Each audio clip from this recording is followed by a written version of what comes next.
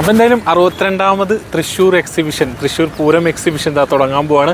22-ാം തീയതി നമ്മുടെ കേന്ദ്രമന്ത്രി സുരേഷ് ഗോപി അതുപോലെ തന്നെ നമ്മുടെ സ്വന്തം രാജൻ മിനിസ്റ്ററും കൂടി ഇത് ഇനോഗ്രേഷൻ ചെയ്യുന്നതായിരിക്കും. അപ്പോൾ എന്തായാലും നമ്മുടെ സ്വന്തം തൃശ്ശൂർ പൂരം എക്സിബിഷൻ 22-ാം തീയതി തുടങ്ങുകയാണ്. അപ്പോൾ നിങ്ങൾ ആദ്യം ദിവസം തന്നെ വരണമെന്നില്ല, കാരണം കടകളും ഇതൊക്കെ വരാനായിട്ട് കുറച്ച് ടൈമും കാര്യങ്ങളൊക്കെ എടുക്കും.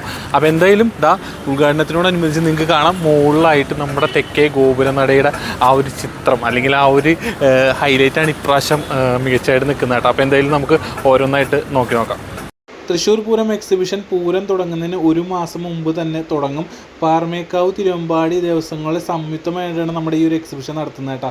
അപ്പോൾ പ്രധാന പൂരത്തിൻ്റെ സാമ്പത്തിക സ്രോതസ് എന്ന് പറയുന്നതും ഈ ഒരു എക്സിബിഷനിൽ നിന്നുള്ളതാണ്. അപ്പോൾ അതുപോലെ തന്നെ ഗവൺമെൻറ് സ്റ്റാളുകൾ, ഒരുപാട് വേറെ മറ്റ് സ്റ്റാളുകളൊക്കെ നമുക്ക് ഇതിൻ്റെ ഉള്ളിൽ കാണാൻ സാധിക്കും. അപ്പോൾ എക്സിബിഷന് തുടക്കം കുറിക്കുമ്പോൾ തന്നെ പൂരത്തിന് തുടക്കം കുറിക്കുന്ന ഒരു പ്രതീതിയാണ് തൃശ്ശൂർ ഉണ്ടാവുക. ഒരുപാട് ആളുകൾ എത്തിച്ചേരും, കാരണം വെക്കേഷനും കാര്യങ്ങളൊക്കെയാണ്. ഒരുപാട് സ്റ്റാളുകളൊക്കെ വരും. ഇപ്പോൾ തുടക്കമായത് കാരണം സ്റ്റാളുകൾ കുറവായിരിക്കും. അപ്പോൾ എന്തായാലും ഏകദേശം 2 ആഴ്ചയോടുകൂടി എല്ലാ സ്റ്റാളുകളും എത്തിച്ചേർന്നതായിരിക്കും. അപ്പോൾ പൂരത്തിന് തുടക്കമാവാണ്. എല്ലാവർക്കും തൃശ്ശൂരിലേക്ക് സ്വാഗതം. തൃശ്ശൂർ പൂരം കാണാൻ വരുന്നവർക്ക് ഇപ്രാവശ്യം ഡബിൾ സമ്മാനങ്ങളാണ് ഉള്ളത്. തൃശ്ശൂർ പൂരത്തിനോടനുബന്ധിച്ച് ഒരുപാട് സ്ഥലങ്ങൾ തൃശ്ശൂർ കാണാനായിട്ട്, പ്രത്യേകിച്ച് പറയുകയാണെങ്കിൽ ഹൈലൈറ്റ് മാള്, നമ്മുടെ പുത്തൂർ സുവോളജിക്കൽ പാർക്ക്, അങ്ങനെ റോഡുകളൊക്കെ അടിപൊളിയാണ്. എല്ലാവരും ധൈര്യമായിട്ട് ഇങ്ങോട്ട് തന്നെ പോകുന്നുണ്ട്. അപ്പോൾ എന്തായാലും പൂരം എക്സിബിഷൻ ഏകദേശം തുടങ്ങാറായിട്ടുണ്ട്. 22-ാം തീയതിയാണ് ഇനോഗ്രേഷൻ.